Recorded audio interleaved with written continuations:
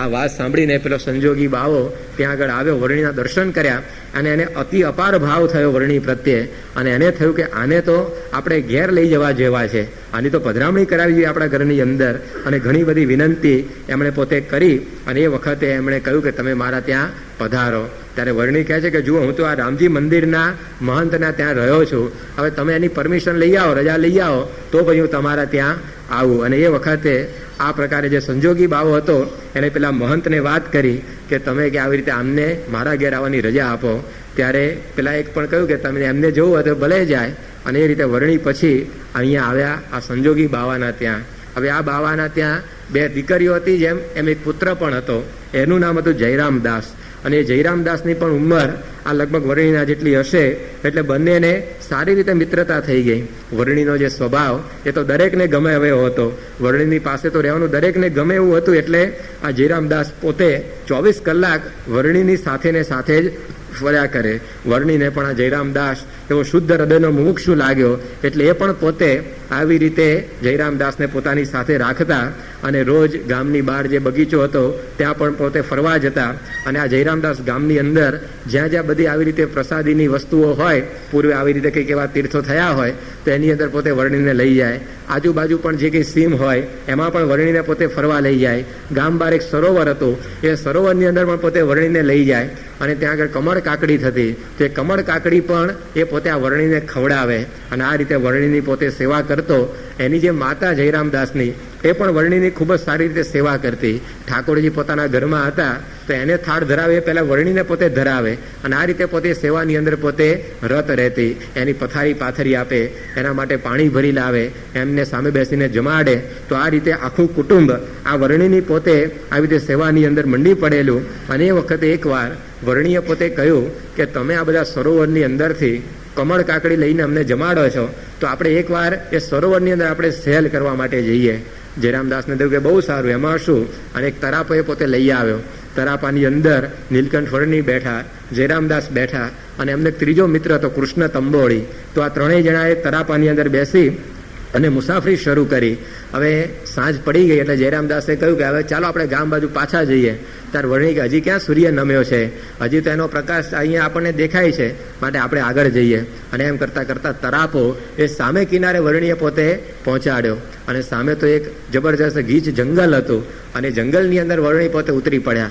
અને એ વખતે જયરામદાસને લાગ્યું કે આ વર્ણિ આ જો વનની અંદર જશે તો પછી આ જંગલી જનાવર એમને મારી પાડશે. માટે એમણે કહ્યું કે ચાલો તમે પાછા, અહીંયા કંઈ જવા જેવું નથી, આપણે આપણા ગામની અંદર જતા રહીએ. ત્યારે વર્ણિ કે ના, મારું ત્યાં આગળ કામ છે, એક જણ મારી ત્યાં આગળ રાહ જોઈને બેઠું છે, માટે મારે ત્યાં આગળ જવું પડશે. વર્ણિ ઉતર્યા એટલે જયરામદાસ ઉતર્યો, કૃષ્ણ તંબોળે ઉતર્યા. કારણ કે એમને થયું કે આ વર્ણિને આપણે એકલા જો જવા દઈશું ને આપણે પાછા જતા રહીશું તો વળી પાછા આવશે નહીં ઘેર, અને આવું મહામૂલું રતન આપણને પ્રાપ્ત થયું છે એ આપણા હાથમાંથી જતું રહેશે. એટલે વર્ણિની ભેગો ને ભેગો એ ફર્યા કરે. એની માતાએ પણ એને કહી રાખેલું કે જો આ વર્ણિને તું છૂટા મૂકતો નહીં, કારણ કે એ પોતે એવા નિષ્પૃહી છે ને, કોઈ જગ્યાએ બંધાય એવા નથી, એટલે એને જો છૂટા મૂકશું તે જતા જ રહે છે આપણી પાસેથી. એટલે એ માતાના આદેશ પ્રમાણે પણ એ જયરામદાસ પણ બીતો બીતો આ વર્ણિની પાછળ પાછળ આ વનની અંદર ગયો. એની પાછળ એ પેલો કૃષ્ણ તંબોળી એ પણ વનની અંદર ગયા. અને અંધારું તો ધીમે ધીમે જામવા માંડ્યું. અને આવી રીતે સિંહની ડણકો સંભળાવવા માંડી, વાઘના બધા હુંકાર સંભળાવવા માંડ્યા, અને આવી રીતે શિયાળની લાડીઓ સંભળાવવા માંડી. અને આ જયરામદાસના મનની અંદર એ ધીમે ધીમે ભય વધવા માંડ્યો. અને એની અંદર દૂર એક સિંહ અને એક રીંછ તરત એમણે ત્યાં આગળ આવેલું જોયું. અને જોરથી એમણે નીલકંઠ એવી બૂમ પાડી કે હવે કે આગળ જતા નહીં, કે સામે આ રીંછ આવીને ઊભું છે. વર્ણિ કે તમે કઈ ચિંતા કરતા નહીં, મારી પાછળ પાછળ આવ્યા રાખો. વર્ણિની પાછળ પાછળ જો જઈએ ને તો ખરેખર કાંઈ ચિંતા કરવાની રહેતી નથી. વર્ણિ આપણને સમજાવે છે કે તમે મારી પાછળ પાછળ આવજો, કાંઈ ચિંતા કરવાની રહેશે નહીં. તો આપણા પગલાં એ વર્ણિના પગલે પગલે જો જાય ને તો કાંઈ ચિંતા જીવનમાં કરવાની રહેતી નથી. જયરામદાસ ને તંબોળી એ મનમાં તો ભય હતો, પરંતુ વર્ણિના વચનમાં પાછો વિશ્વાસ હતો, એટલે પાછળ પાછળ ગયા. અને રીંછ તો એકદમ આમ નજીક આવી ગયું. અને જયરામદાસને ફાળ પડી કે હવે તો આ રીંછ એક તરાપની અંદર આ નીલકંઠને પૂરું કરી કાઢે એવું છે. એટલે એમણે ફરી પાછળ જોરથી બૂમ પાડી કે નીલકંઠ હવે આગળ જવા જેવું નથી. અને એ વખતે એમણે પેલા સિંહ રીંછને આગળ આવતું પાછું જોયું. અને જયરામદાસ તો બીકનો માર્યો, એ ઝાડ ઉપર ચડવા તૈયાર થઈ ગયો કે આ વર્ણિ તો બીતા નથી, પણ આ જો આવશે અહીંયા આગળ તો આપણા બધાનો કોળિયો કરી જશે. એટલે પોતે ઝાડ ઉપર આમ જો ચડવા ગયો ને ત્યાં હાથ ઉપરથી એકદમ આમ સુવાળી વસ્તુ પસાર થતી એવું લાગ્યું. એણે જોયું તો મોટો નાગ એના હાથ ઉપરથી પસાર થતો, તરત પાછો હાથ ઉપર ઝાડ ઉપરથી છોડી દીધો અને એ પોતે હાથ જેવો છોડ્યો અને એ સીધો હેઠે આવ્યો અને કોકની સાથે ભટકાયો. એને લાગ્યું કે નક્કી રીછ મને ભટકાવી. જોરથી નીલકંઠ બૂમ પાડી. ત્યારે તો કૃષ્ણ તંબોળી હતો, એનો મિત્ર જ હતો. એને તો સારું થયું ને તું નીકળ્યો કે.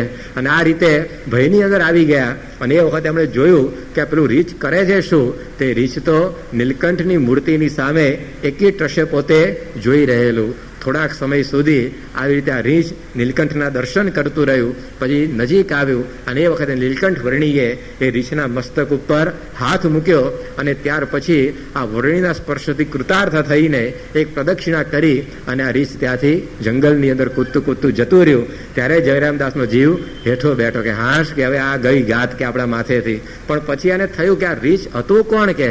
અને એ વખતે નીલકંઠ વર્ણીને પૂછ્યું કે તમે આ રીંછને મસ્તકે હાથ મૂક્યો અને આ રીંછ તમારી પ્રદક્ષિણા કરીને ગયો તે કોણ હતું? ત્યારે વર્ણીએ કહ્યું કે આ જાંબવાન હતો. કૃષ્ણના અવતારની અંદર એને મારો મેળાપ થયેલો, પરંતુ એ વખતે એને સંશય રહી ગયેલો અને આ વખતે એનું કામ પાર પડ્યું. ત્યારે જયરામદાસને થયું કે આ વનની અંદર વર્ણી આટલી ભર રાતે એ કેમ આવ્યા? એક રીછના માટે. તો એક એકના કલ્યાણ કરવા માટે એ વર્ણી પોતે પોતાનું આ વિચરણ કરી રહેલા છે. કોઈ આ લોકની એમને અપેક્ષા નથી, પરંતુ આ મુમુક્ષુઓના કલ્યાણ માટે આગળ જે ભગવાનની ભક્તિ કરી હોય એ ભક્તિને લેખે કરવા માટે આ વર્ણી પોતે ફરી રહેલા છે. જેમ પેલા ગોપાળ યોગી એકલા વનમાં રહેતા હતા તો એના માટે છેક પોતે ત્યાં જઈ પહોંચ્યા. જેમાં પીબેક હતો એ પોતે એકલો જ પડેલો રાક્ષસના દેહની અંદર, વનની અંદર, તો સ્પેશિયલ એના માટે ત્યાં પણ પોતે જઈ પહોંચ્યા. આ રીંછ એ પણ પોતે આ બિચારું વનની અંદર આંટા મારતું હતું, પરંતુ એના માટે વર્ણી પોતે ત્યાં પણ જઈ પહોંચ્યા. તો આવા યોગી હોય, રાક્ષસ હોય કે ભલે ને પશુની યોનિને પામેલા હોય, પરંતુ આ દરેકને પોતાના સંબંધે કલ્યાણ કરવા માટે એ આ વર્ણી પોતે વિચરી રહેલા છે. કેટલીક જગ્યાએ આપણા ગ્રંથોમાં એવી પણ વાત આવે છે કે આ જામવાનનો મિત્ર એ પોતે આ રીંછ હતો અને એનું વર્ણીએ પોતે કલ્યાણ કર્યું. અને કેટલાક ગ્રંથોમાં જામવાન હતો એવો પણ ઉલ્લેખ એ કરવામાં આવેલો છે, પરંતુ એની અંદરથી એક વસ્તુ આપણને દેખાય છે એ નીલકંઠની કલ્યાણ ભાવના, કે પશુનું પણ કલ્યાણ એ એમણે એમના જીવનની અંદર કર્યું. એમનો સંબંધ એકવાર એમને થઈ જવો જોઈએ. તો આવી પ્રકારે આ પોતાની કલ્યાણ યાત્રા એ નીલકંઠ પોતે આ કરી રહેલા છે. અને એની અંદર મનુષ્ય, પશુ, પક્ષી જે કોઈ આવે એ બધાનું એ કલ્યાણ એ પોતાના સંબંધ માત્રથી કરતા રહેલા છે. અને ત્યાર પછી આ રીછનું કલ્યાણ કરીને તરાપામાં બેસી અને જયરામદાસ, તંબોળી અને નીલકંઠ વર્ણી એ વળી પાછા ગામની અંદર પધાર્યા. અને હવે એ ગામની અંદર કેવા વિશેષ ચરિત્ર વર્ણી પોતે કરે છે.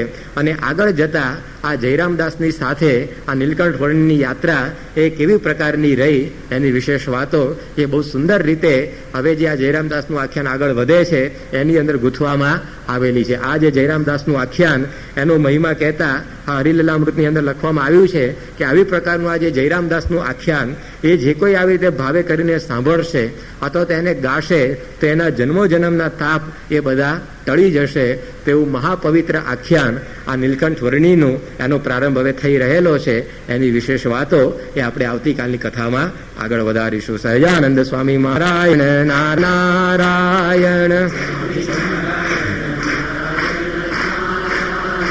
સ્વામી નારાયણ નારાયણ નારાયણ